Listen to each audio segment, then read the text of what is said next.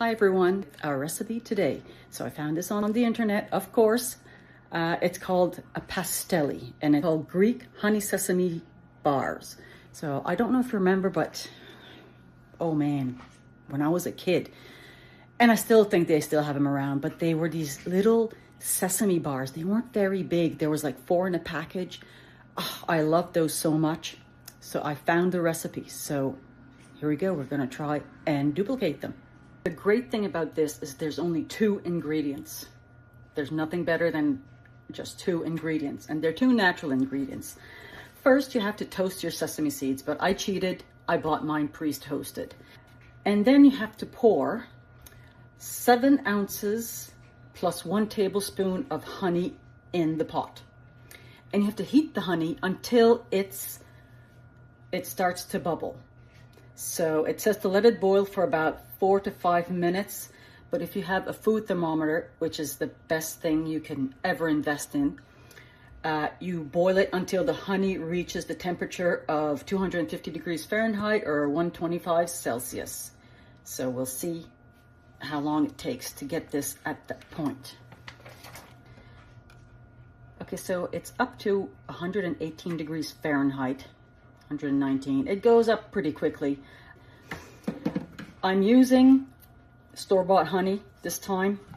We have our own bees, but I don't want to use our precious honey in this the first time in case it flops, because our bees work very hard, and I imagine the bees that did this also work very hard, but there's something special about your own honey. Here's the honey boiling. Honest to goodness, I've never boiled honey in my life. So let's just check to see how hot it is right now. It's 172 degrees. Oh, it's up to 205, 220. It has to be 250. So it says to lower the temperature and add in your sesame seeds. Now this is 7 ounces of sesame seeds, which is about 1.5 cups, because it's always different. So it says to completely incorporate it. Make sure everything's covered. And as you can see, my sesame seeds were already pre-toasted because I'm lazy. So now you have to mix this for 2 to 3 minutes. It says the more you cook it, the crunchier it'll be, but be careful not to scorch it. It says to check if it's ready, take a small amount. I'm not sure how much to mean of a small amount, and put it in a glass of water. If it stays all in one clump, it's ready. If it spreads out, it still needs heating. So I don't know about you guys, but I think this is ready.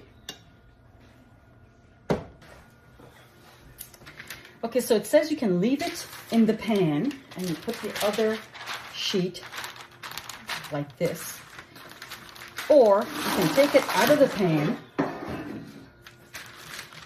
and take a rolling pin and roll it, and that way you can make it as thin as you want.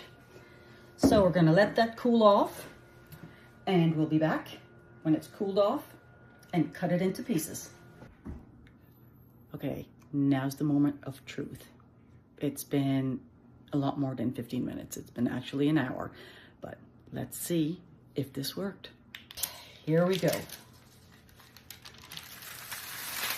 well, it comes off easily enough. I went and got a cutting board because I really didn't want to cut through to the table, so. All right, I don't know if this worked or not. It seems pretty, I don't know.